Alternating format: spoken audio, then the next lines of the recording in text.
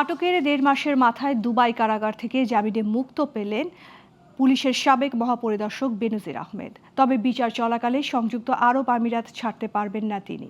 এ বিষয়ে এখনও আনুষ্ঠানিক কোনো বক্তব্য দেয়নি দুবাই কর্তৃপক্ষ। বাংলাদেশ পুলিশের কাছেও নেই কোনো আনুষ্ঠানিক তথ্য। বিস্তারিত ডেস্ক রিপোর্টে। দুর্নীতি দমন কমিশনের করা মামলার ভিত্তিতে ইন্টারপোলের সহযোগিতায় গত জুনে বেনজির আহমেদকে গ্রেপ্তার করে দুবাই পুলিশ। তবে ১.৫ মাসের মাথায় শর্ত সাপেক্ষে জামিনে মুক্তি পান সাবেক এই আইজিপি।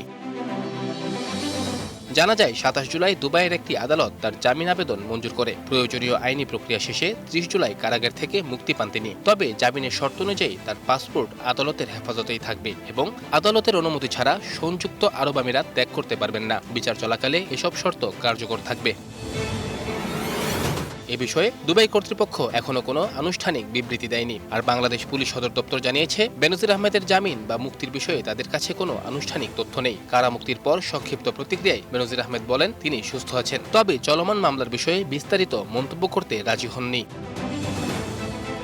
২০২৪ সালে আওয়ামী লীগ সরকার ক্ষমতাচ্যুত হওয়ার আগে তার বিরুদ্ধে দুর্নীতির অভিযোগ প্রকাশ্যে এলে তদন্ত শুরু করে দুদক। ওই সময়ই তিনি দেশ ছেড়ে পালিয়ে যান। পরে তার বিরুদ্ধে কয়েকটি মামলা ও গ্রেপ্তারি পরোয়ানা জারি হয়। বর্তমানে বাংলাদেশ ও সংযুক্ত আরব আমিরাতে তার বিরুদ্ধে আইনি প্রক্রিয়া চলমান।